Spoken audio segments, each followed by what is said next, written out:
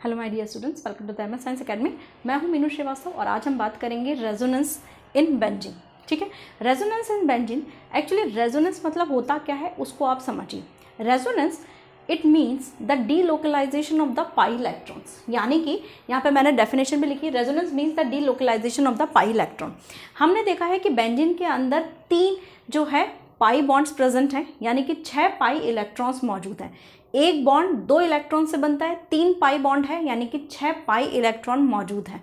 ठीक है, तो ये जो पाई इलेक्ट्रॉन्स हैं ये कंटिन्यू बेंजीन की जो स्ट्रक्चर है, बेंजीन का जो पूरा हेक्सागोनल स्ट्रक्चर है उसमें रोटेट करते रहते हैं, यानी कि ये इलेक्ट्रॉन इधर जंप करेंगे और फिर ये इलेक्ट्रॉन इधर जंप करेंगे, यानी कि इलेक्ट्रॉन जो होते हैं वो कंटिन्यूली जो है रोटेशन करते रहते हैं, मोशन करते रहते हैं। That is known as the delocalization of the pi electron, और इसी को हम बोलते हैं रेजोनेंस। और इसी वजह से आपके बेंजीन के अंदर हमें रेजोनेंस हाइब्रिड देखने को मिलता है। ठीक है, अब यहाँ पर जो है benzene is the resonance hybrid of the following structure.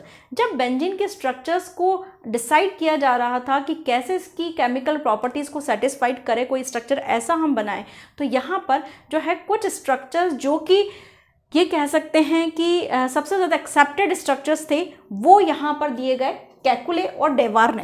Kekule जो स्ट्रक्चर्स थे, केकुले के स्ट्रक्चर्स, ये 2 स्ट्रक्चर्स दिए गए। इन्होंने पाई इलेक्ट्रॉन जो था यानी पाई बॉन्ड था उनको इस तरीके से भी बताया गया।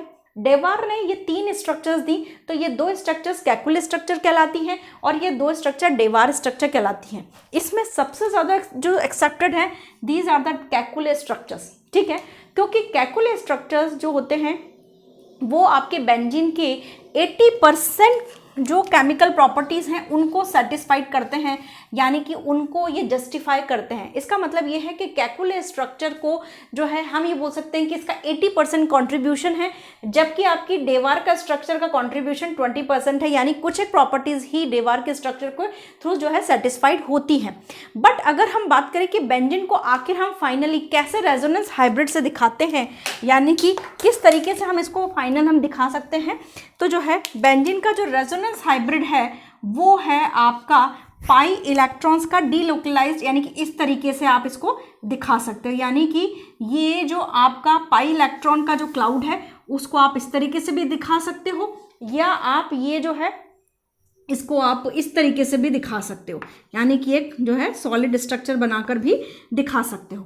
ठीक है, तो यहाँ पर अगर हम बात करें कि जो पाई इलेक्ट्रॉन है उसको आप डॉटेड लाइन से भी दिखा सकते हो और इस तरीके से भी दिखा सकते हो।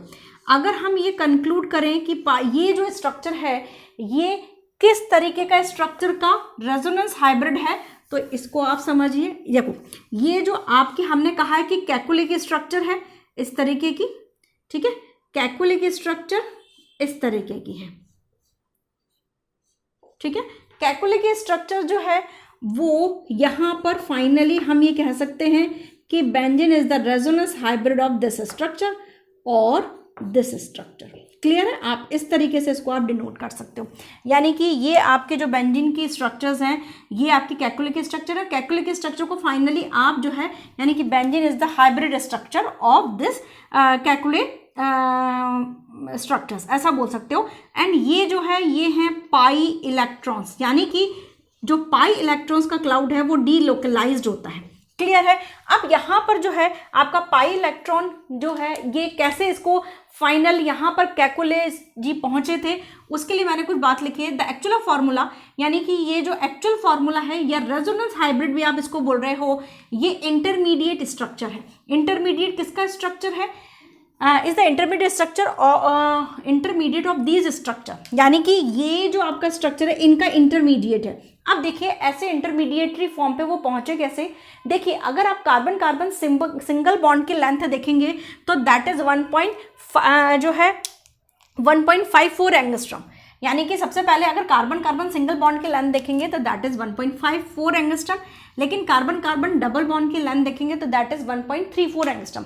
जबकि आपके बेंजीन के अंदर जो बॉन्ड लेंथ होती है 1.40 एंगस्ट्रॉम, यानी कि आपका जो ये डबल बॉन्ड स्ट्रक्चर है यानी कि 1.54 प्लस 1.54 और 1.34 का अगर आप ऑन एन एवरेज निकालें तो ये होता है आपका 2.8, तो 1.44, यानी कि आपका बेंजीन का जो डबल बॉन्ड है ना तो वो पूरी तरह सिंगल बॉन्ड है ना पूरी तरह डबल बॉन्ड है, इसका यानी कि इंटरमीडिएट है, ठीक है। तो ये हमें बात कहाँ से निकल के आती है, इस रेजोनेंस हाइब्रिड से ही बात निकल के आती है।